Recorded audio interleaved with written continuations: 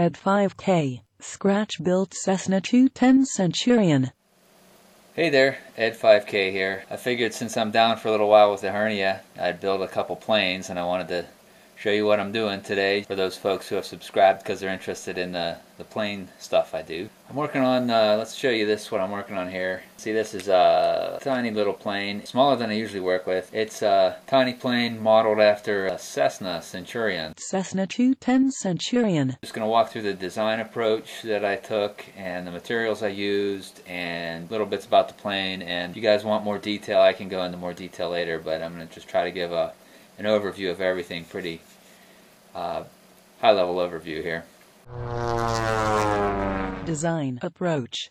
So my design approach was that I was going to copy the wings and tail from the internet. I just went to images.google.com and looked for a Cessna because I figured I'd copy the Cessna wings. So you can see that diagram came up there on images.google.com, so I just saved that to my machine. I inflated the wing and isolated the wing like that, and then I took the tail, isolated that on another image, and then the horizontal part of the tail is right there on that one. So I took those and then I blew them up to fit the size I wanted. So I made the wings about 9 inches and kept the other parts of it proportional. The other 2 points about my design approach was I want to keep the weight down and I want to balance it to center of gravity 1/3 back on the main wing. And of course, you got to do that, otherwise your plane is either not going to fly or going to be definitely bad for flying. So we'll talk about that more in a minute.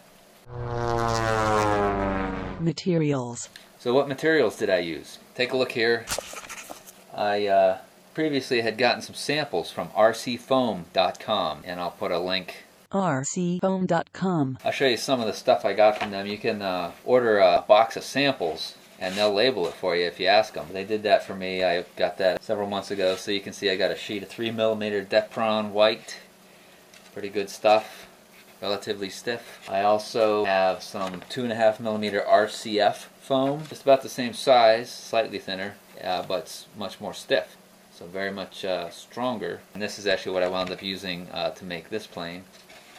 So that's good stuff. I'll do another video on the different types of foam later. Getting one of those sample packs is really cool because it just gives you some foam to work with, so you can get to know the different kinds of foam and what works for you, basically. On the body I used a little bit of 6mm depron, it's a couple strips of it, you'll see that.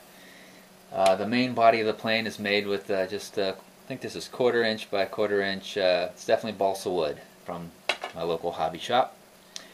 And the other materials were these Parkzone parts and Spectrum parts. So let me show you those from the replacement rack. There you go. That's what it looks like. All these little things. So I used some from P51. I used the landing gear from the Night Vapor, the prop and spinner from the J3, 6mm motor, J3, and then the Spectrum receiver servo, also from Spectrum, for these Parkzone planes. So let's take a look at what I did. Engine mount, battery mount, landing gear.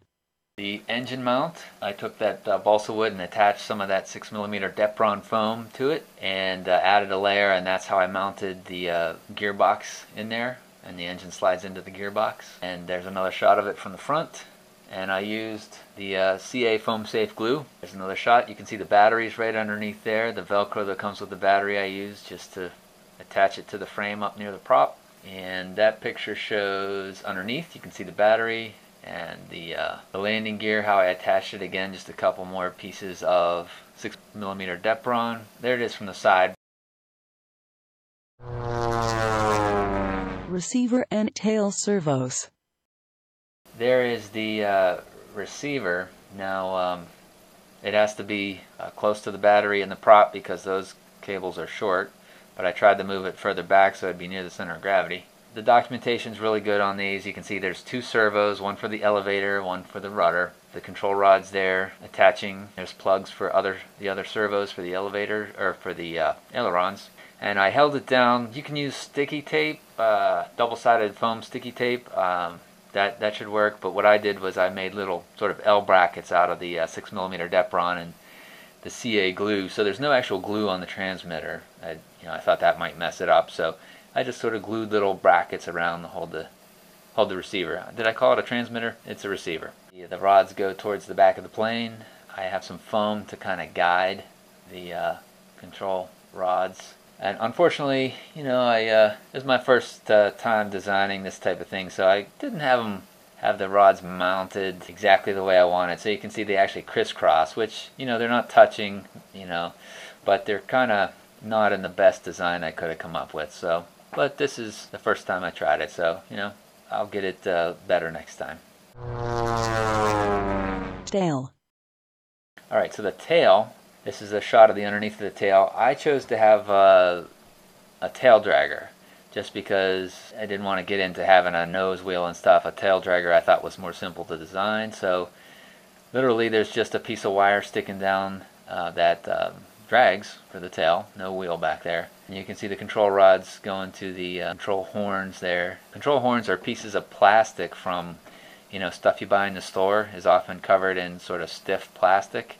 So I just cut out some pieces of the plastic and mounted that on there and poked holes in it with a pin. There's the tail from the top side. You can see the rudder control horn.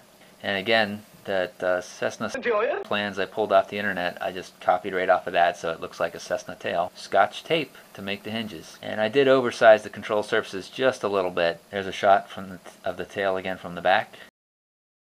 Yo my peeps, part 2 next week. Peace out.